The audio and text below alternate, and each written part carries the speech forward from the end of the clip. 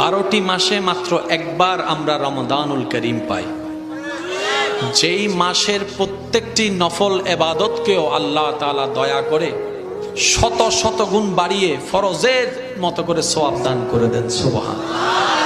ছোট্ট একটি আমল বিশাল আকারের সওয়াবের পাহাড় হয়ে যায় যে মাসে, সেই মাসের নাম রমাদানুল করিম। সুবহানাল্লাহ। ইমানদার ভাইদের কাছে, বোনদের কাছে আমার একটা বিনয়ের অনুরোধ, আমাদের দিন দিন হায়াত শেষের দিকে চলে যাচ্ছে, এখনো পাবো কি না সেই রমাদান বিশ্বাস নেই।